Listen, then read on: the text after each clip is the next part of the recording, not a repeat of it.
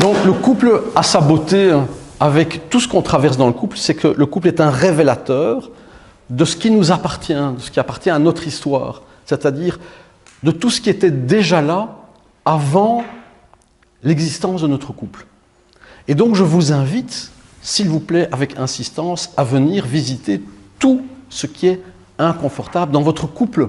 Parce que le couple est un révélateur, c'est le symptôme. C'est comme la maladie n'est jamais la maladie. La maladie est le symptôme. On confond la maladie et le symptôme. Il faut aller voir le déséquilibre qui génère ce qu'on appelle la maladie, qui aurait été le symptôme.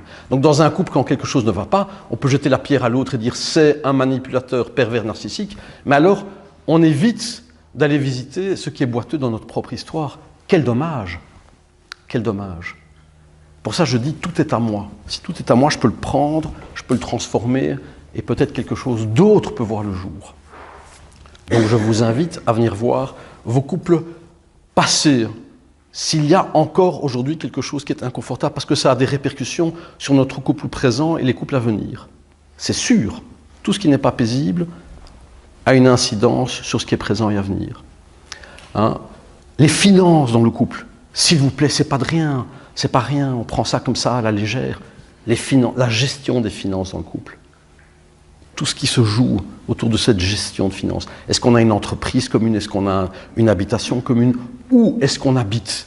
Est-ce que j'habite chez ma compagne? Est-ce que ma compagne habite chez moi? Est-ce que nous habitons dans un lieu qui est commun? Est-ce que ce lieu commun, c'est moi qui l'ai financé, c'est elle qui l'a financé, c'est nous qui l'avons financé, ce sont mes beaux-parents, mes parents? Tout ça est important, ça touche aux finances, mais ça touche au lieu de vie. Et le lieu de vie, c'est pas rien. C'est pas rien. Donc venez travailler ça. C'est important. Le savoir, ça change rien. Ça change rien. Après, il faut poser des actes. Ou bien, les actes vont prendre vie et nous montrer la réalité de ces lois naturelles. De toute façon, la vie, c'est une succession d'actes qui nous révèlent les lois naturelles de la vie. Elles sont incontournables. Tôt ou tard, elles sont incontournables. Pour ça, Bert Hellinger, en fin de vie, était très court. Ça plaisait pas. Il donnait la réponse. Il disait, vous pouvez retourner à votre place. Monsieur, vous vivez chez madame, votre couple est mort, merci, vous pouvez retourner à votre place. C'était réglé. Il ne fallait même pas consteller.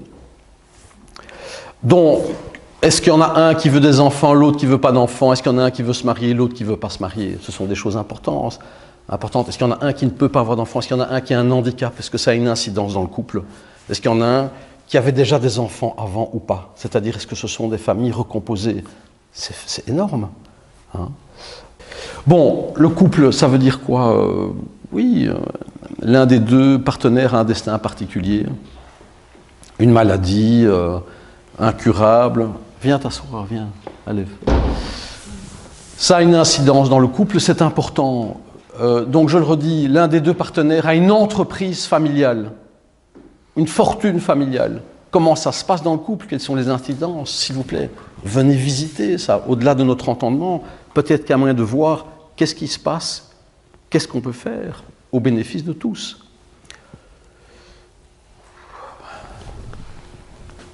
Tout ce qui concerne le couple, tout ce qui est inconfortable, tout ce qui pose question, ces petites choses ne sont jamais des petites choses.